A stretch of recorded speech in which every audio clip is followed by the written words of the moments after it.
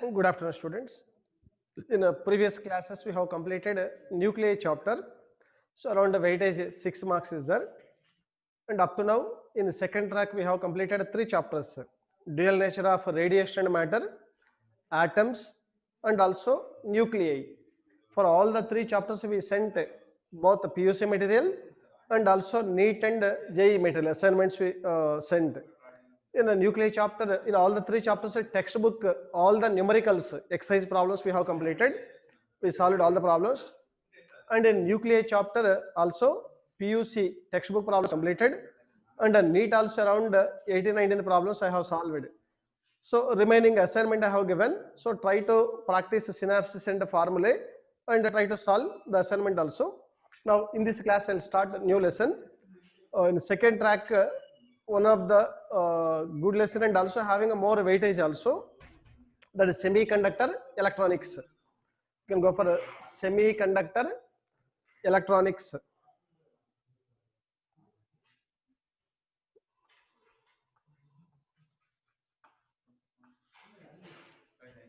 Semiconductor electronics.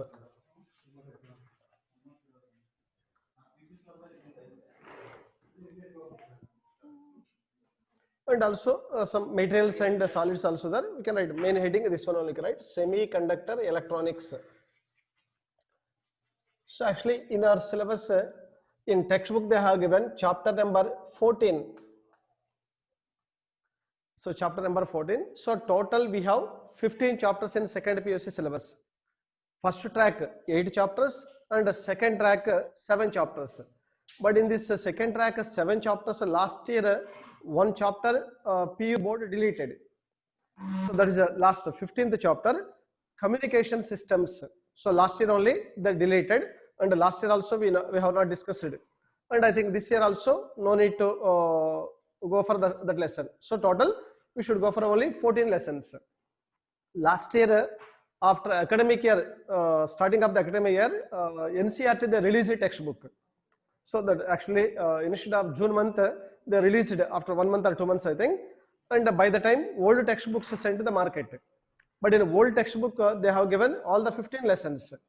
But in new textbook, if you go through NCERT website, and we can download the textbook also, and in that textbook there will be no 15th lesson. Communication systems are not there. So if you have last year or before last year textbooks, but in the textbook lesson is there, but in new textbook lesson not there. So no need to practice next lesson. In second track, so this will be last chapter, semiconductor electronics. But dual nature completed, atoms completed, nuclei completed, and we are starting this lesson. 9 marks weightage is there for this lesson. Earlier 10 marks, but after decreasing, after deleting communication systems, they have given 9 marks weightage to this lesson. But one more, there will be no numericals in this lesson. So for PU level, no need to practice any numericals from this lesson, only theory part, complete theory part.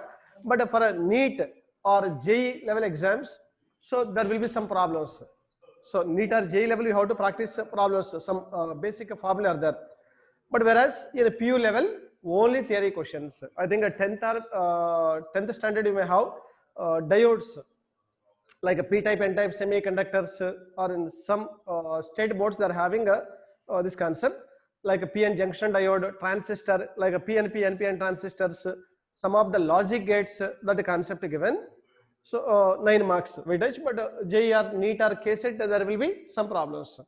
So here semiconductor electronics, generally electronics means what? Electronics is the branch of, it is also branch of the physics only. So electronics, nowadays electronics is in engineering, like electronics and communication, correct? Electrical, electronics and electrical and electronics engineering, like different branches are there. So electronics is now in engineering, but actually electronics also the branch of the physics which mainly studies about or which deals about electronic devices. So nowadays we are using like computers, laptops, mobiles, or music systems, and also TVs, whatever we are using, all these electronic gadgets are nothing but electronic devices only. So these electronic devices mainly belongs to electronics. So electronics is a branch of physics which studies about or which deals about electronic devices. So that's only what is electronics means. And in this electronics we have semiconductor electronics. But what is a semiconductor electronics? But no need to practice this concept generally. Basic points only. Sorry, in exam they may not be asked these questions. But what is electronics or what is semiconductor electronics may not be asked. But what is semiconductor electronics? I already mentioned electronics means the branch of physics which deals about the electronic devices is called electronics. But semiconductor electronics is also the branch of electronics, but indirectly physics branch only, but here it is a part of electronics. So semiconductor electronics is a branch of or part of electronics which deals about semiconducting devices like germanium, silicon, gallium arsenide, gallium phosphate, indium sulfate, the type of semiconducting devices are there. It is only deals about semiconducting devices, but electronics deals about all the electronic devices. So it is semiconductor electronics is the branch of electronics which studies about or which deals about semiconducting devices. Semiconducting devices. But what are electronic devices? Electronic devices means what? Examples means electronic devices nowadays almost majority we can go for electronic devices, but generally what is the meaning of electronic devices? So generally any device, whatever the device you may choose, if it's a function or working is based on controlled motion of electrons. So generally I am using a mobile, but inside the mobile whenever I want to operate the mobile, like I want to check the messages, or I want to send MS, or I want to receive SMS, or I want to make a call, but inside the circuit will be there.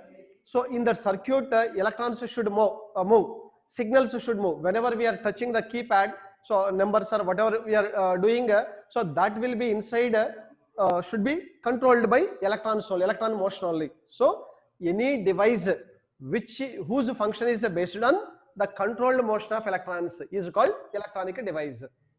For example, in a computer, whenever we are operating a keypad, we are entering some input to the computer, but inside the total input will be converted into signals. That signals will be controlled by what type of particles? Electrons.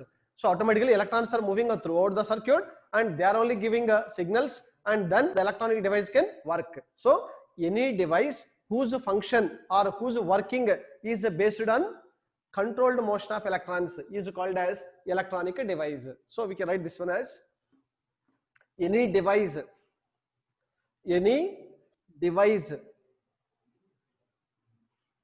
whose function, here function means working of the device. Any device whose function is based on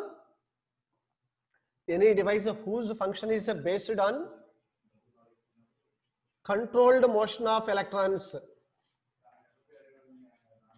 Controlled motion of electrons is called electronic device.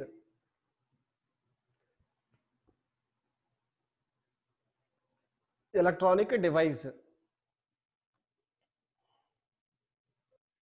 So in all the electronic devices we are using signals as controlled motion of electrons only generally.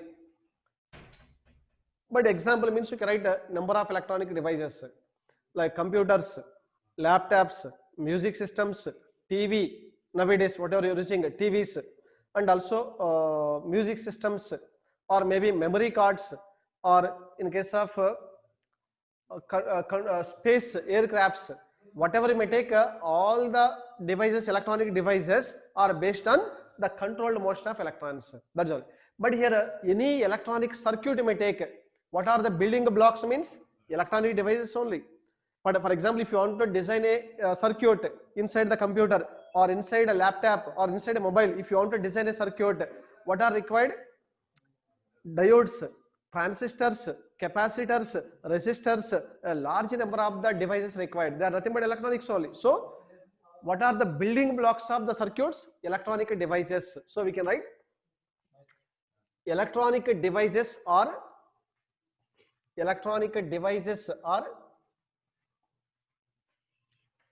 building blocks of electronic device are the building blocks of electronic circuits.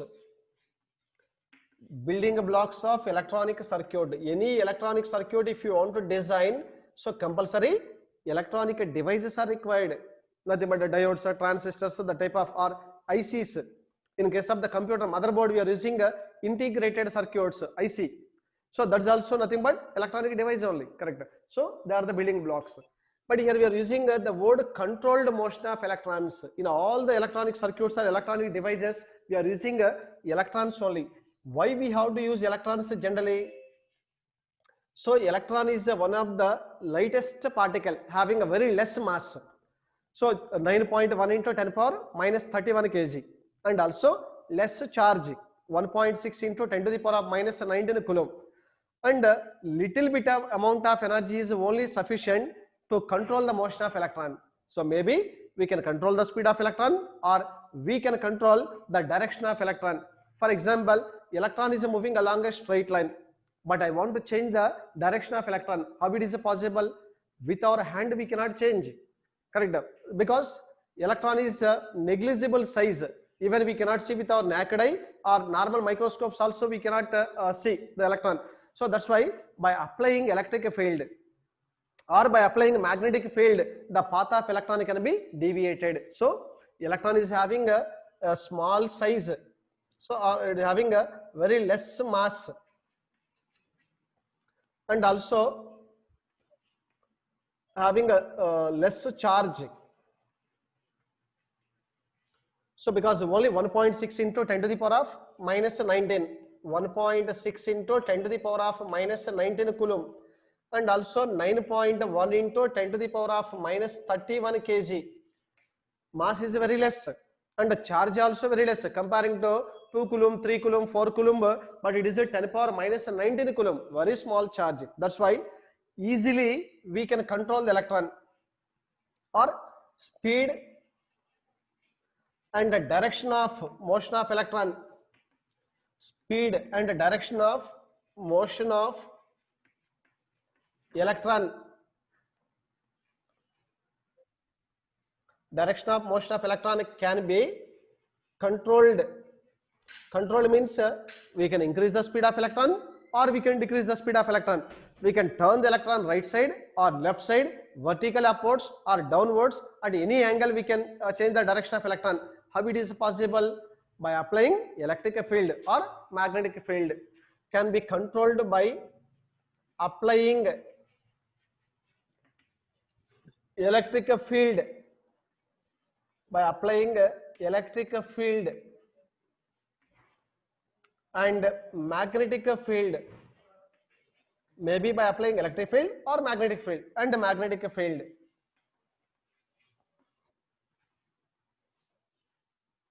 It is generally electronics, semiconductor electronics. What are electronic devices? What are the building blocks of the electronic circuits, and why we have to use electron generally?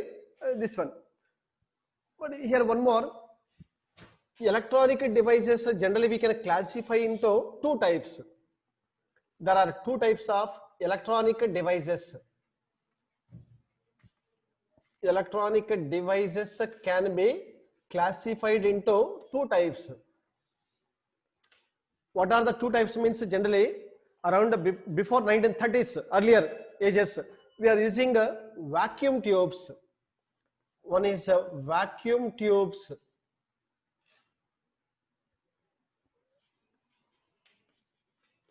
or vacuum type electronic devices. Vacuum tubes or vacuum type electronic devices.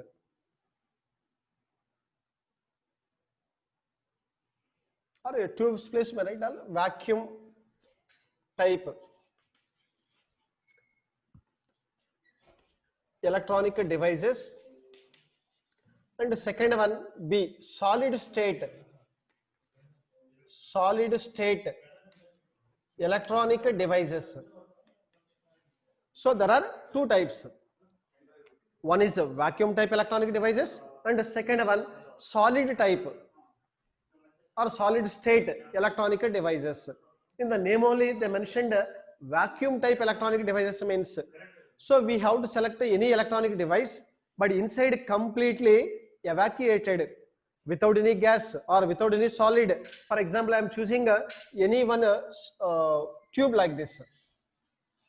The tube will be selected like this, and inside the tube by using a vacuum pump the total air or gas will be removed, so that it is a vacuum type. And one end we are providing one metal plate, and other end also we are providing one more metal plate, and both are connected to one cell or battery like this. So that what will be happen, it act like one vacuum type device or vacuum type electronic device. It is one of the high tension battery. For example, when I am applying a high voltage, so automatically whatever here one side we can call as a cathode and other side can be called as anode. The cathode gets heated, and a heated cathode emits electrons, and these electrons are moving towards anode like this by suitable positive potential means. And this type of method takes place in case of the vacuum tube. But in case of the vacuum tube, sometimes we can use two electrodes, which is called diode. Di means two, ode means electrode, nothing but. So the vacuum tube which is having two electrodes called as diode. In some cases we are using three electrodes, which is called triode. Tri means three, ode represents electrode, nothing but. In some cases we can use 5 electrodes also, 5 metal plates, which is called pentode. So we can use a vacuum type means diodes, triodes, and also pentodes. In all the vacuum type electronic devices, so completely evacuated, there will be no air or no gas. But how electrons are produced? By heating the cathode, electrons are produced, and the electrons which are produced will travel through vacuum. There will be no conducting a path, no wire or no solid. It is a passing through only vacuum. But as there is no other gases, what will be happen? No loss of energy, no collision, no loss of energy. Electrons can move with a high kinetic energy also. But here one more drawback also, that some uses are there, but some drawbacks are there. What are the drawbacks? Here high vacuum we have to create. That is quite a difficult only. For example, high vacuum if you want to create means the total tube size must be more, and at the time of the manufacturing of the TV, we have to provide vacuum tube. Maybe computer or maybe TV's vacuum we have to create by using a pump. So automatically the size of the tube will be more. This type of large number of the tubes we have to use inside the electronic device. Automatically the device become bulky, more size. So that's why in the first generation computers, if you observe around 1940-45, so the computer size may be around the size of a room. Nearly, if you take one computer, a large size will be occupied the computer. So because of large number of vacuum tubes we are using, so that is a disadvantage. So automatically the device become bulky, large size. At the same time, so we have to apply more voltage. Why we have to apply more voltage? The metal should be heated, and then only electrons will come outside. That's why vacuum tube electronic devices require more voltage, around 100 volt required, and also they require more power. So more power required, more voltage required, and also more vacuum required. That's why the total device become bulky. And one more disadvantage, they are having a less lifetime. Once if you, for example, purchase one electronic device which is having a vacuum tubes, we cannot use 20 years, 30 years. So because of heating, so sometimes inside the devices may be damaged, capacitors or resistors may be damaged. So they are having a less lifetime. So sometimes controlling of electrons also quite difficult only. And at the same time, it is having a less reliability. Exact results may or may not be given. That's why in the olden days, around 15 to 20 years back, if you observe the TVs, so backside there will be a dome, large size will be there, correct? So the TV will occupy more space on the table, and also there will be more bulky. So more large dome will be there. For example, around 40 inches or 36 or 40 inches, if you want to take the TV, it may occupy a large space. because inside you are using a cathode ray tubes and also some of the vacuum tubes. So that is a disadvantage. But and also for example in TV, any high voltage, for example, there automatically the capacitors are, they will be damaged, and the color or maybe contrast or quality may be decreased automatically. So that is nothing but vacuum tube electronic devices. But nowadays almost all these vacuum tube type electronic devices are replaced by solid state electronic devices after 1930s around. So solid state electronic devices are taken. So what is your advantage or disadvantage? In case of the solid state electronic devices, no need of any vacuum. For example, it is a germanium or silicon. So directly electrons will move from one end to other end of the material through solid only. That's why no need of any vacuum. That's important. At the same time, no need of a high voltage. So little bit amount of energy like a heat or maybe light or maybe simple little bit electric energy, if you supply, easily electrons get excited and they can move from one end to other end of the or throughout the circuit. So they can be operated with less voltage in the order of little bit volts enough. But in case of the vacuum type, 100 volts around required. So these will be operated with low voltage, low power, no need of high power also required. And at the same time they are having not bulky, they are very small in size. For example, nowadays whatever the TVs we are seeing, how they will be almost we can whatever the TVs will be given, we can hang to the wall. There will be no dome, almost there will be very flat and so appears to be very ultra thin. So they will occupy less space.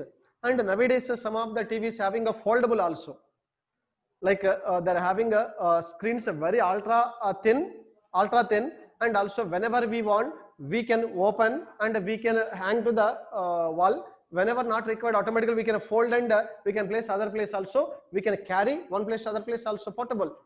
So check how much variation in electronics because of this studying. So in case of the solid state electronics, they are required less voltage, they can be operated at less voltage, and they are required low power, and also no need of vacuum required. They are more reliable. If for example, if you take a computer or supercomputer, within a fraction of seconds exact result will be given. So there will be more accuracy comparing to vacuum type devices. So because of, and also portable, and they are not bulky, small in size. That's why almost nowadays all the vacuum type electronic devices are replaced by solid state electronic devices. Now we are using this one. In this solid state also, almost after 1930s we are using semiconducting devices like germanium, silicon. So the type of semiconducting devices only we are using nowadays. That's why the branch of electronics which deals about semiconducting devices is called as solid state semiconductor electronics. That is the advantage of here and there. And also thus as years going on, like 1930, 40, 50, 60, 70, 80, 90 like that, and almost the size of the electronic devices gradually minimizing. So storage capacity increasing, but the size of the device gradually decreasing. For example, earlier around 1950s or 40s, if you want to store something information, so the size of the computer will be around room size. But after 20-30 years, the size of the computer decreased, like one CPU and also one DOM, and also there will be some minimum size comparing to first generation computers. But nowadays, how electronic devices changed means in a small chip. If you take a memory card which is having a very small in size, but we can store hundreds of the GB data. For example, in a room, for example, a large room, there will be 10 lakhs books are there. All the 10 lakh books information we can store in a small chip or small memory card, and we can carry in our pocket from one place to other place. But for example, if there is no growth of the electronic branch, what will be happen? So we cannot carry the books or we cannot carry large information.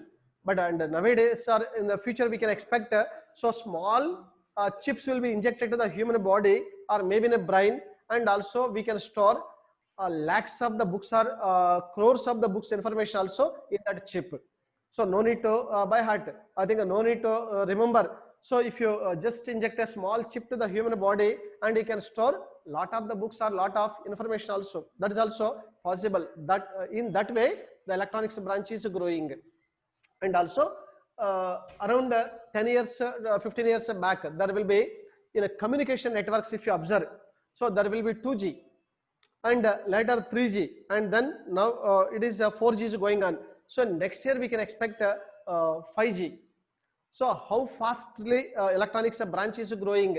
So once if, for example, a 5G was introduced, means so we can expect a rapid changes in India and all over the world. So here from one particular city, for example, a doctor is there and he can check or he can diagnose any disease in a rural area. So which is the patient may be having around 1000 or 2000 kilometers also, easily he can access automatically. And driverless cars we can expect, and rapid changes can be observed in electronic branches. So whenever we are preparing perfectly, and if you are learning the content and concept and the basics and everything, so the students or the persons may be having a very good opportunities in electronic branches. So that is generally we can go for introduction part. This one, what is electronics, what are electronic devices, what is semiconductor electronics, and also how the electrons will be controlled by using what type of fields, and also how many types of electronic devices are there, and we can compare vacuum type electronic devices and also solid state electronic devices. So that is about electronics. Okay, now we'll go for a next concept.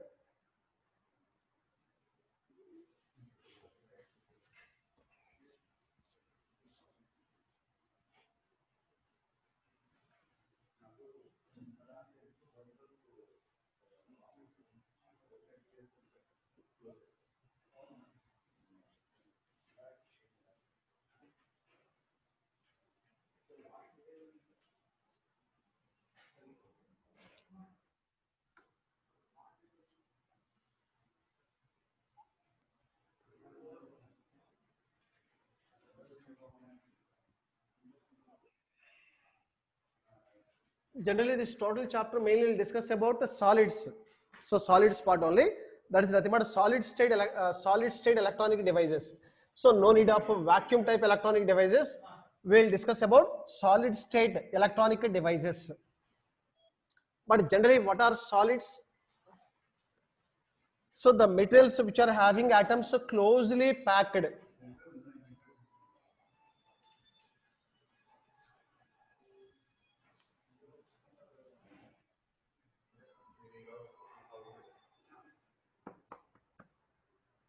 We'll go for a solid state electronic devices. Just put the heading, or solids.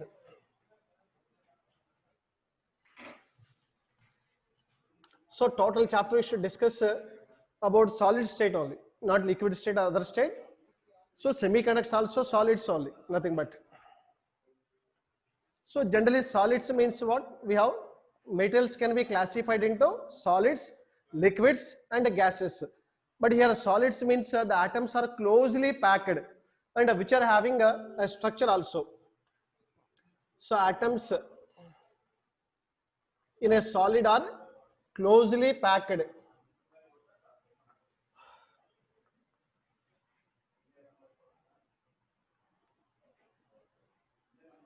So the metals whose in which the atoms are closely packed can be called as solids. But in solids which are having a perfect structure are called crystalline solids, like so NaCl or maybe calcium chloride. The type of metal having a perfect structure can be called crystalline solids. And some of them are not having a structure, not having a sharp melting or boiling points, so they can be called amorphous.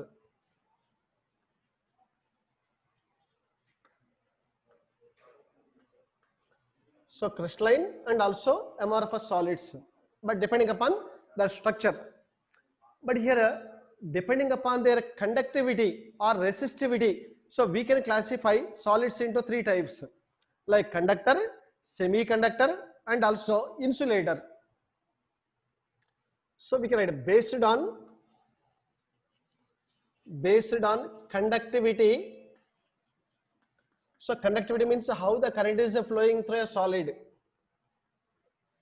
Based on conductivity,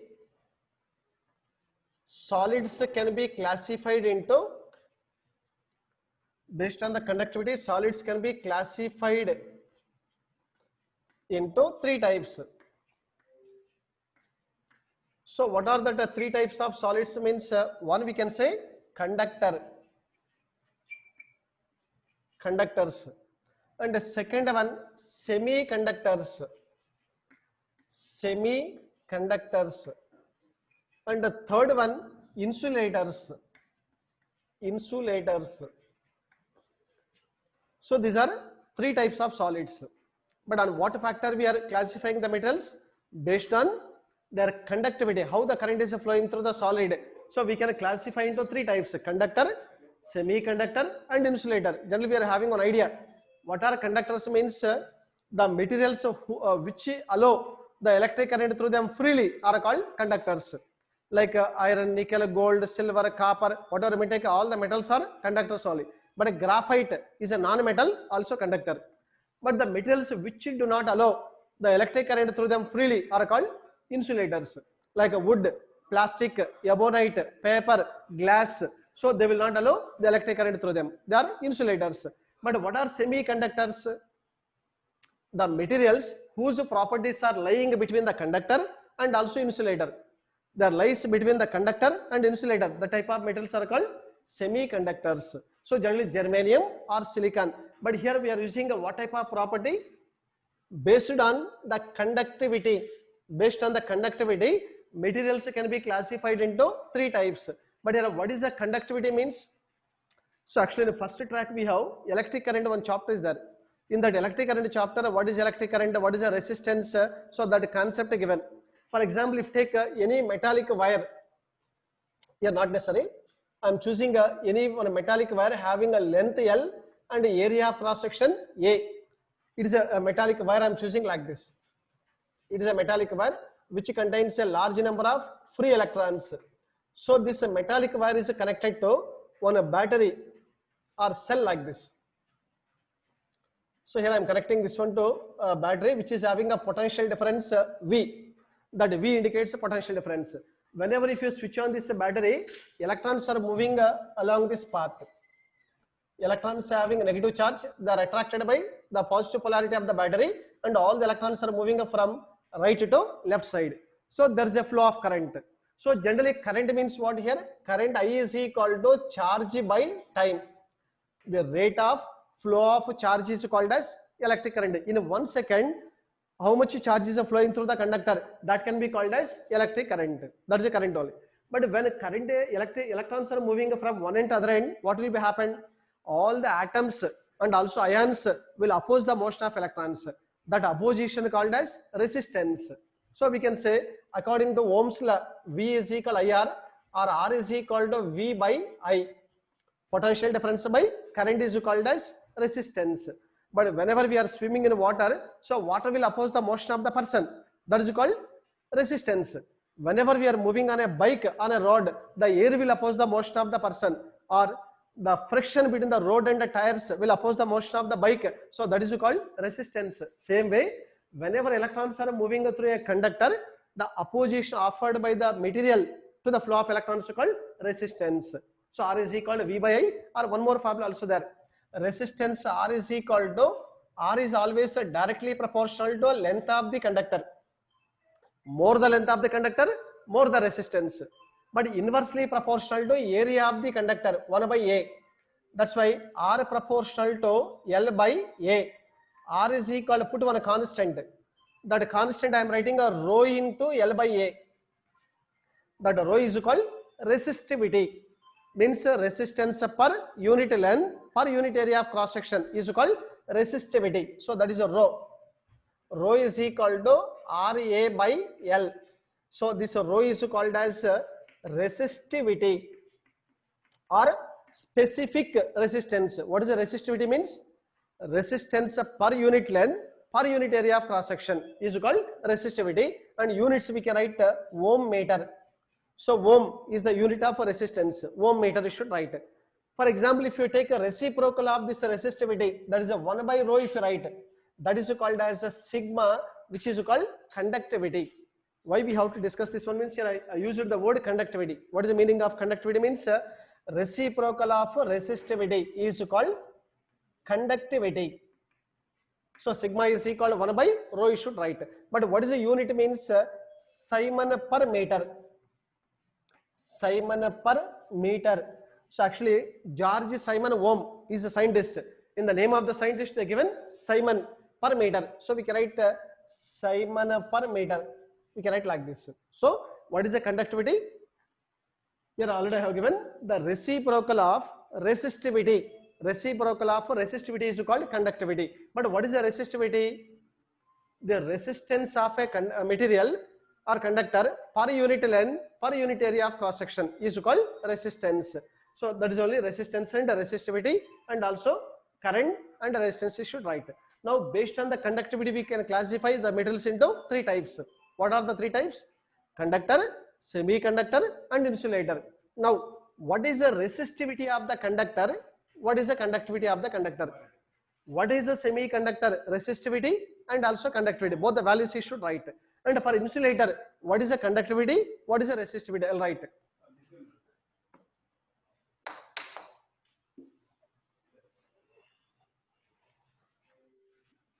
Here we'll compare the three.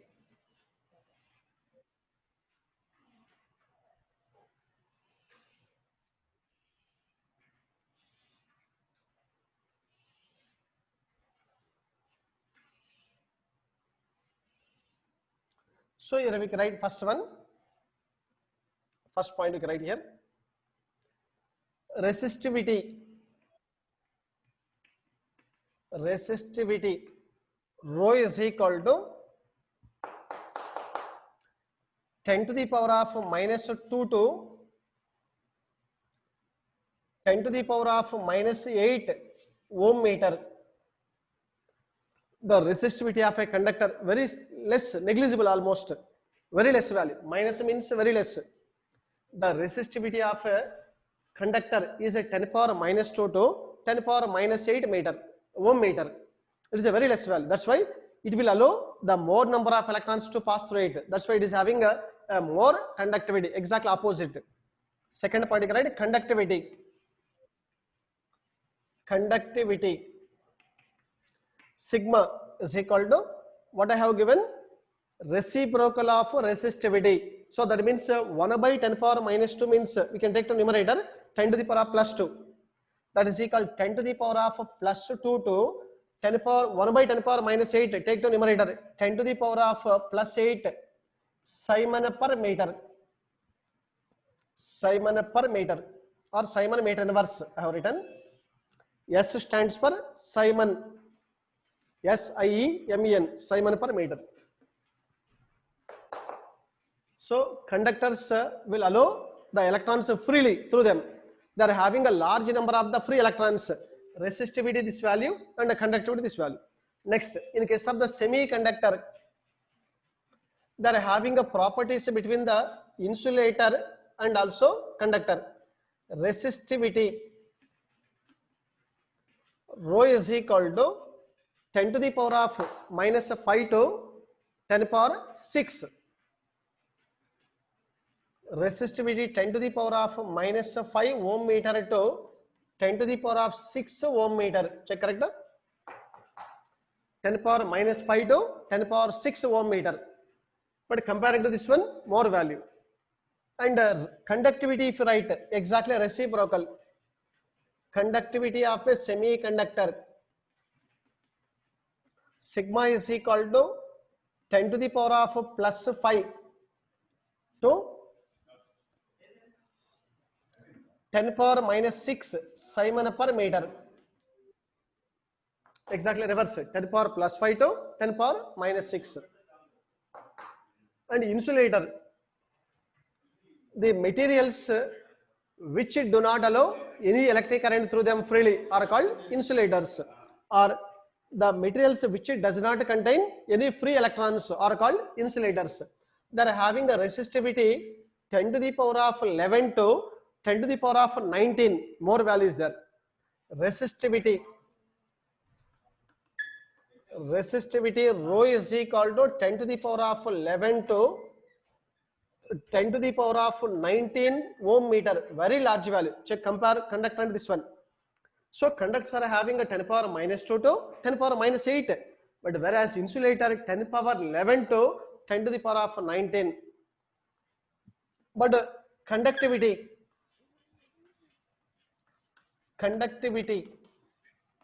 sigma is equal to 10 to the power of minus 11 to 10 to the power of minus 11 to 10 to the power of minus 19 Simon per meter. So negligible conductivity but a high resistivity. Here negligible resistivity, high conductivity. But what about semiconductors?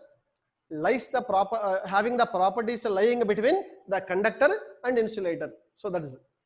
And one more example we can write. Example, all the metals and graphite. All the metals,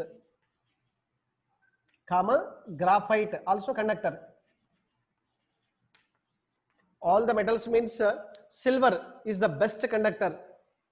Next copper and so on you should take. Iron, nickel, cobalt or gold, silver, copper, aluminum. All these are conductors of all the metals, and also graphite. Graphite is a non-metal but conductor. And semiconductors. Pure semiconductor means germanium and also silicon. So these are elemental semiconductors without mixture of any other compounds. So germanium, silicon. Whereas insulators, wood, plastic or glass, paper, ebonite, etc. So diamond also can write. So these are sometimes a 3 marks question may be asked, this one, but actually in a new CBSE syllabus, whatever they deleted, so this concept also deleted, but still PU board not given. So that's why we are discussing this concept also. Once if a PU board released the new syllabus or changed syllabus, if for example it is also not there, no need to prepare for PU level. For KCET or NEET or JEE, we have to prepare this concept, correct? But in textbook given, but in CBSE and ICSE they deleted from the syllabus this part. Now in this solids, we have to discuss only semiconductor electronics, right? Semiconducting type materials only how to discuss. What are semiconductors? Because chapter name only semiconductor electronics. What are semiconductors and what are the types of semiconductors we have to discuss?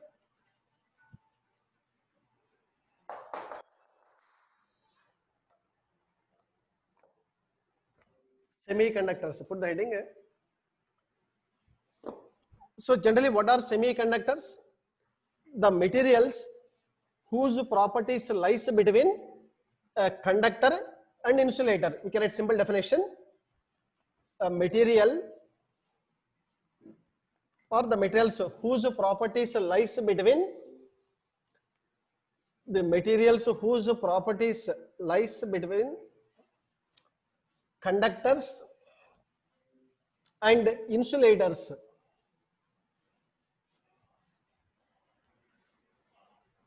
Whose properties lies between a conductor and insulator are called semiconductors.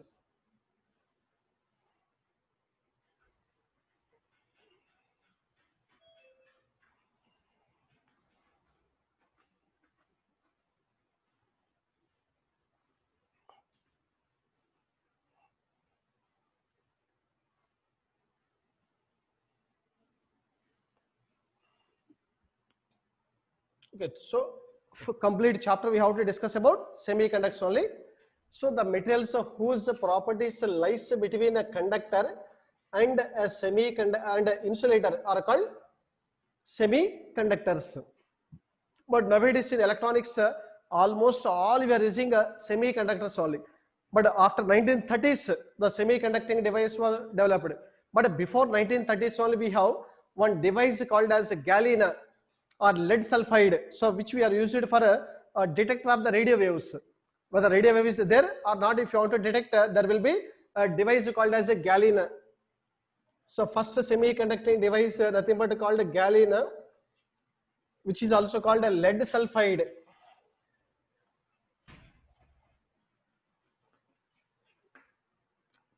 PBS. So generally this galena used for or used as a detector of radio waves. Whether radio waves are present or not, if you want to detect, we are using lead sulfide, which is a PBS, that is a galena. Before discovery of the semiconducting devices only, first it was identified. But nowadays we are having a large number of the semiconductors. Like we have three type of main semiconductors, two type of we are using. One is called elemental semiconductors. One type is called elemental semiconductors. Elemental means in the name only they mentioned, so without a mixture of any other elements, only purely we have to take elements. So they are called elemental type semiconductors. Example you can write germanium and also silicon, both are elemental type semiconductors. There is no other mixtures. There is a pure form of the semiconductors. These are the pure form of the semiconductors. Pure form of semiconductors without a mixture of any other elements. But second type we have compound semiconductors. In the name only we mentioned a compound means they are not a pure form, impure form, or nothing but some of the elements are mixed. Compound type semiconductors are compound semiconductors. These are impure form of semiconductors.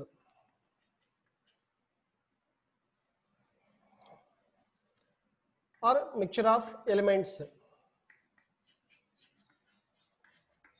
Impure form or mixture of elemental semiconductors. In that we have inorganic, organic and also polymer type, three types. In this we have three types we have given. One is nothing but inorganic type semiconductors. Inorganic.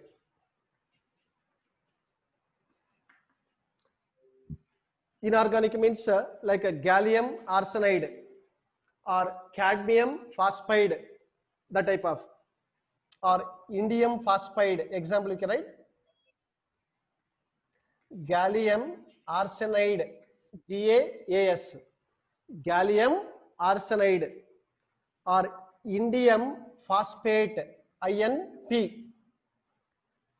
Gallium arsenide, indium phosphate, or cadmium sulfate, CDS, cadmium sulfate. This type of all the metals are called inorganic type semiconductors. And some other all nothing but organic type. Second B, you can say organic type semiconductors. Organic.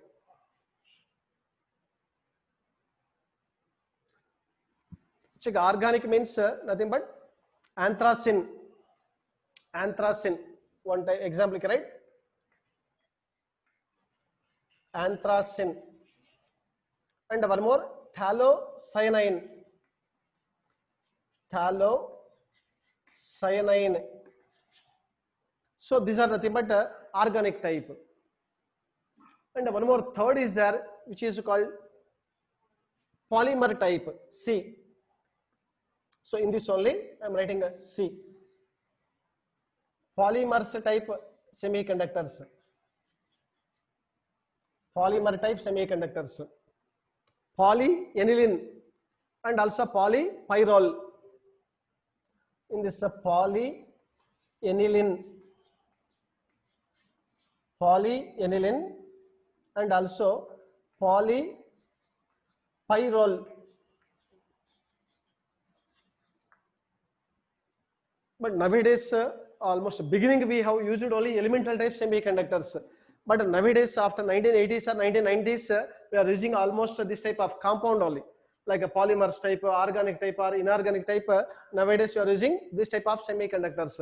So by using this type of semiconductors, we can make semiconductor electronic devices like diodes, and also transistor like a PNP transistor, NPN transistor, and again they can be used in amplifiers, and also modulators, and on and off switches in electronic devices, and also in computers we are using motherboards, which are nothing but ICs, integrated circuits. All these are nothing but made of semiconducting devices. That's all about semiconductors. But next class we'll discuss band theory. One concept is there. So earlier I mentioned classification of the materials: conductor, semiconductor, and insulator based on conductivity. But same metals we can also classify into conductor, semiconductor, and insulator based on the band theory. So in tomorrow class we'll discuss what is a band theory and what are the valency band, conduction band, forbidden energy band, and also based on the band theory how we can classify conductor, semiconductor, and insulator. We'll compare their properties, and then we'll go for types of the semiconductors like intrinsic, extrinsic, and so on. Okay, thank you. So if you have the textbook, go through that one and also revise all these concepts. Okay, thank you.